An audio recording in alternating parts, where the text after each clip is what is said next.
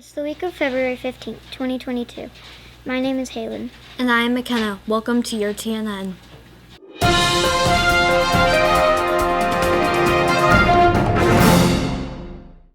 Our first story today takes us all the way to Egypt. The mummified remains of Amenhotep I, who ruled Egypt from around 1525 to 1504 BC, were unearthed over a century ago in 1881. But the pharaoh's sarcophagus, exquisitely dressed in linens and an ornate, lifelike face mask, was left untouched for fear of damaging his fragile body. Now researchers have used three-dimensional computerized tomography to peek through the layers and obtain individual information about the ancient king who lived over 3,500 years ago. The team believes that the Amenhotep I was about 5 feet 5 inches tall. He had a narrow nose and chin and curly hair. His surprisingly well-preserved teeth suggest the pharaoh may have predicted good dental hygiene. The scans revealed that, unlike with other pharaohs, the ancient king's brain had not been removed during the mummification process. A bone analysis indicated the pharaoh was about 35 years old when he died. Since the body was free of any apparent injuries before his death, experts suspect the pharaoh may have succumbed to an illness. Last week, a new grocery store opened up on Watson Road in Buckeye. It is called Aldi, and it is located at the southeast corner of Watson and Yuma. If you have been to Walmart or Fry's, especially on a weekend, you know having another food shopping option will be very welcomed. They opened their first store in Buckeye as part of its aggressive national expansion. Aldi operates more than 2,100 stores in 37 states and is on track to become the third largest U.S. grocery retailer by store count by the end of 2022. The Aldi business model is intentionally different. Aldi focuses on offering shoppers the best product at lowest prices. One of the reasons that Aldi's has been following is because they work with the best partners to keep selection of more than 90% exclusive brands, and Aldi guarantees its products are good as or better than national brands. You may even got a chance to be one of the first shoppers there last week. Now let's go over to Miss Giacovelli with Weekly Update.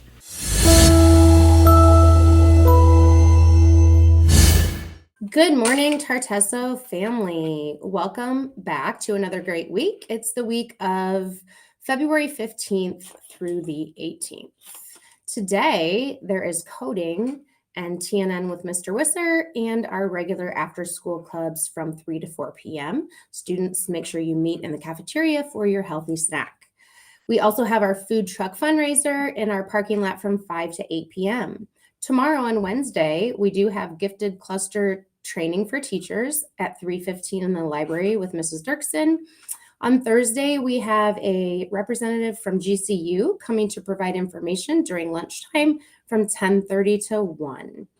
We also will have cake pops sold, Kona Ice this week, and we have a staff meeting for our book study for all teachers at 3:15 on Thursday.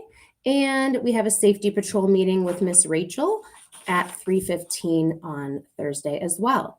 On Friday, we will have counseling club with Mrs. Williams and student council with Mrs. Denny.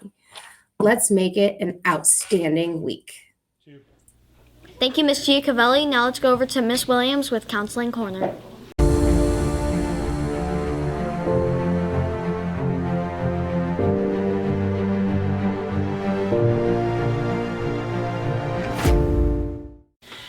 Saddle Mountain, it's Mrs. Williams with a message from the Counseling Corner. So this month we are focusing on Black history. Woohoo! So I decided that it would be really cool for us to find a person, actually a child, that supports Black history. So this week we have Monet Davis. She is 12 years old. So in 2014, Monet Davis let the world know that Little League wasn't just for little boys. She was the first African American girl to play in the Little League World Series, you guys, and was the first girl to earn a win and pitch a shutout in all of Little League World Series history. Amazing. Monet was also one of the only 2 girls to play in the 2014 Little League World Series and the first Little League baseball player to ever appear on the cover of Sports Illustrated. Okay, Monet Davis. That's me cheering for her. All right, good stuff. So I just wanted to show you guys that we can make history. It does not matter our color. It does not matter for boys or girls. We can do anything because anything is possible. All right, you guys have a great rest of your day. Look forward to seeing you out there on the campuses. Bye. Thank you, Miss Williams. Now here's Austin with sports.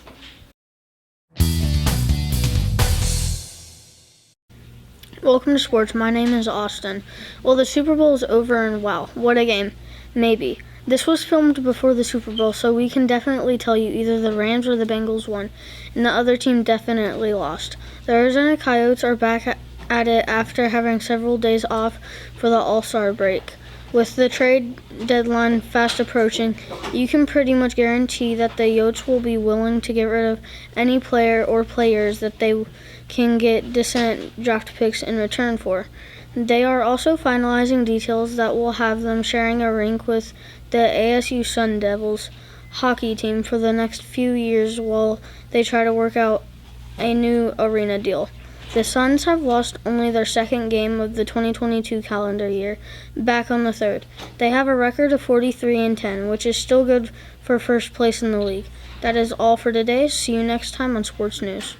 Thanks, Austin. Now let's go over to Alejandro with entertainment. Welcome back to Entertainment News. I'm Alejandra. Everyone knows the Phoenix area is famous for outdoors activities. It is one of the few places in the country that you can enjoy the outdoors practically year-round. Well, Phoenix also has some world-class museums to explore. Today we're going to talk about two of them. First is the Musical Instrument Museum, also known as MIM. It's the world's only global instrument museum. Home of the MIM Music Theater, a 300-seat acoustic suburban performance space. The average guest spends nearly 4 hours at MIM. Next up is Phoenix Art Museum.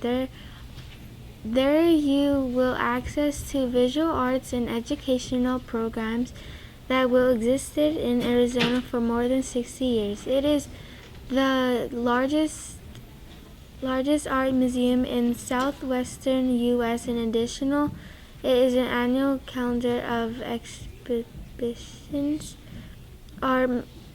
Phoenix Art Museum's permanent collection galleries are drawn from more than 19,000 works of art. The art museum is the corner of Central Ave in McDowell. See you next time on Entertainment News. Thanks, Alejandra. Now here's Mateo and Mika with Joker. Welcome to Joke of the Week. My name's Mateo. And I'm Mika. Okay, Mika, what's your joke? Why couldn't the bicycle stand up by itself? I don't know. Why couldn't the bicycle stand up by itself? It was too tired. Great joke, Mika. If you have a joke and would like to tell it on the news, please go to smusc.me/beothernews and we would love to have you on. See you next time on Joke of the Week. Thanks, guys. Now here's Chris and Izzy with Fun Fact Trivia.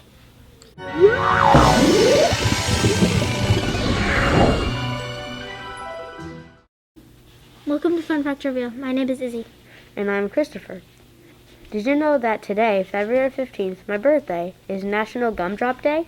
Observed on February 15th, National Gumdrop Day recognizes a favorite candy of many, the gumdrop.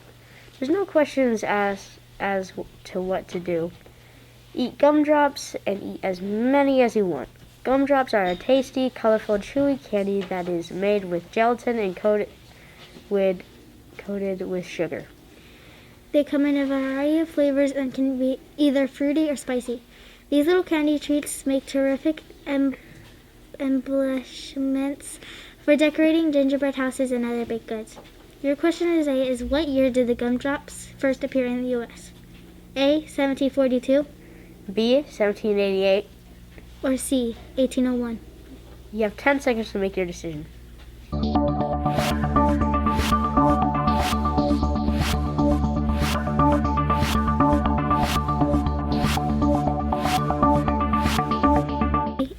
You are correct. The earliest gumdrops or spice drops were made using traditional spices including clove, anise, allspice, spearmint, cinnamon, and wintergreen for flavoring. Now they could be found with just about any flavor. Fun fact, did you know that the name gumdrop wasn't used in print to describe these candies until 1849, nearly 50 years after the candy became popular? That's a fun fact, and I'll see you next week on Fun Fact Trivia. Thanks, guys. Now let's go over to Alexis with Cool Student Hidden Talents. Hello, welcome to Cool Student Hidden Talent. My name is Alexis, and today we have Skylar, a 5th grader from Mr. Pankos' class. So Skylar, what is your hidden talent? I can make a snake with my hand. That sounds cool. Let's see it.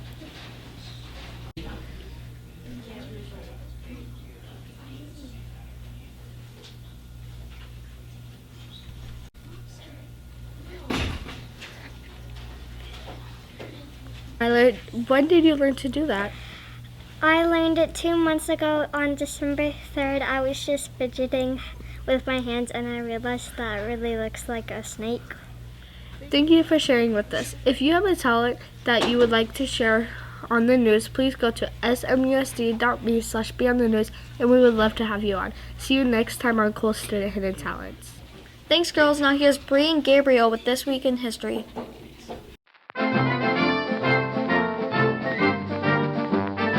Hello and welcome to This Week in History. I'm Bree. And my name is Gabriel. On February 15th, 1903, toy shop owner and inventor Morris Mictum places 2 stuffed bears in his shop window, advertising them as teddy bears. Mictum had earlier petitioned President Theodore Roosevelt for permission to use his nickname Teddy. The president agreed, and before long, other toy manufacturers began turning out copies of Mictum's stuffed bears, which soon became a national childhood institution. One of Theodore Roosevelt's hunting expeditions provided the inspiration for the teddy bear. Reports differ as to the exact details of the inspiration behind the teddy bear, but it is thought that while hunting in Mississippi in 1902, Roosevelt came upon an old injured black bear that his guides had tied to a tree. While some reports claim Roosevelt shot the bear out of pity for his suffering, others insist he set the bear free. Political cartoonists later portrayed the bear as a cub, implying that under the tough, outdoorsy, and macho image of Roosevelt lay a much softer, more sensitive interior. See you next week on This Week in History. Thanks, guys. Here's Kendall with Science Time.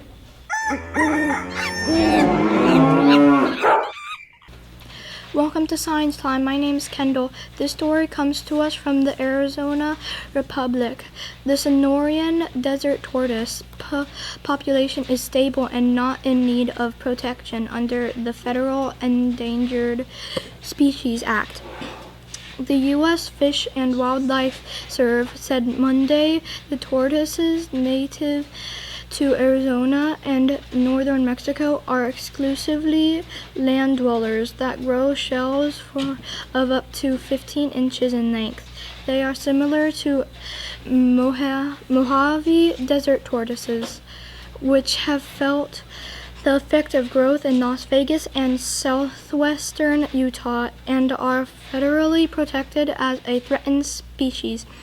Sonoran desert tortoises face numerous threats according to the Wildlife Agency, including the spread of non-native vegetation that alters fire cycles, human development, harassment, and drought. Regardless of its federal legal status, the Sonoran desert tortoise enjoys protection in Arizona state law. It is illegal to harm, capture, or collect wild tortoises or to release a tortoise that has been held in captivity because of the risk of disease or behavioral changes. See you next week with more Science Time. Thanks, Kendall. Let's go over to Gannon with Word of the Week.